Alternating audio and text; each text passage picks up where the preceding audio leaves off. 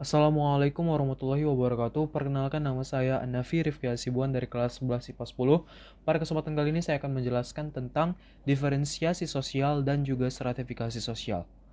Yang pertama adalah diferensiasi sosial. Diferensiasi sosial adalah klasifikasi atau penggolongan terhadap suatu perbedaan-perbedaan tertentu yang biasanya sama atau sejenis, seperti misalnya membedakan suku bangsa, ras, agama, dan profesi.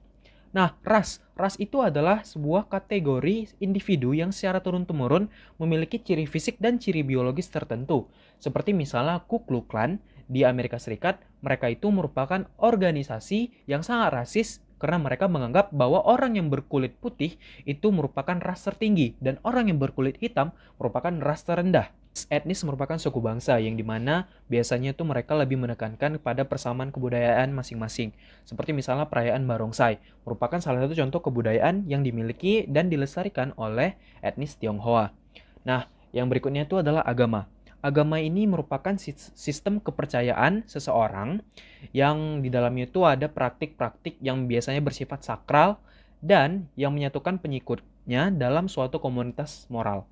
Berikutnya adalah gender. Gender ini merupakan perbedaan cara berperilaku dari perempuan dan laki-laki yang biasanya sudah ditentukan dahulu oleh kebudayaannya yang kemudian menjadi bagian dari kepribadiannya. Tapi jangan salah, perbedaan dari laki-laki dan perempuan ini tak menghalangi siapapun yang memiliki keahlian seperti misalnya dalam mengambil profesi. Misalnya ada polisi untuk laki-laki, ada juga poluan untuk perempuan. Nah, yang berikutnya adalah klan. Klan ini adalah kelompok kekerabatan dengan cara menarik garis keturunan secara unilateral baik dari pihak ibu maupun pihak ayah. Nah, diferensiasi sosial itu bisa kita tandai dengan adanya hal-hal berikut. Yang pertama, diferensiasi berdasarkan ciri fisik.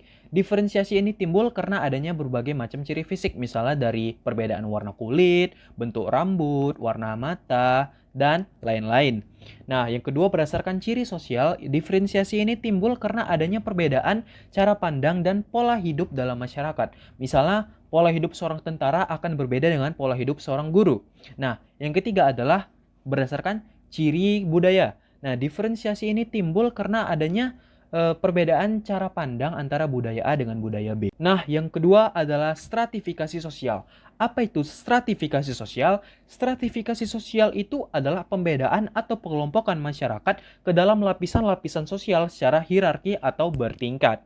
Nah, proses terjadinya stratifikasi sosial ini dapat dibedakan menjadi dua. Yang pertama adalah terjadi secara otomatis atau dengan sendirinya. Faktor yang menyebabkan seseorang dapat menempati suatu lapisan di dalam masyarakat itu bukan karena faktor dari masyarakat atau faktor dari dirinya sendiri, tapi melainkan secara otomatis, misalnya dari faktor keturunan.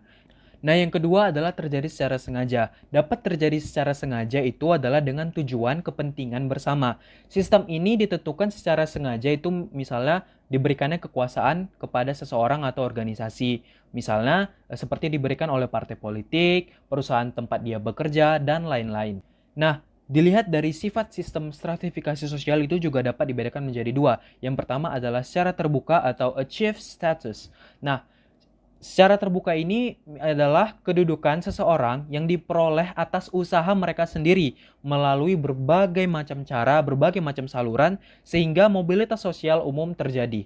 Nah, yang kedua itu adalah secara tertutup atau ascribed status. Nah, secara tertutup ini terjadi yaitu karena kedudukan seseorang dalam masyarakat diperoleh karena kelahiran atau faktor keturunan sehingga mobilitas sosial vertikal sangat sulit terjadi. Nah, stratifikasi sosial misalnya kita lihat dari segi dasar-dasar pelapisan sosialnya. Itu kita bisa penggolongkan masyarakat, kita bisa mengukurnya dari kekayaan, kekuasaan, kehormatan, dan dari ilmu pengetahuannya.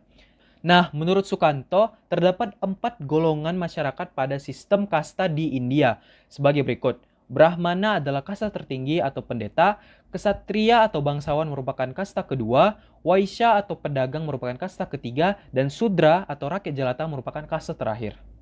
Demikian yang dapat saya sampaikan tentang stratifikasi sosial dan diferensiasi sosial. Apabila ada kesalahan saya mohon maaf. Wabillahi taufiq wal hidayah. Wassalamualaikum warahmatullahi wabarakatuh.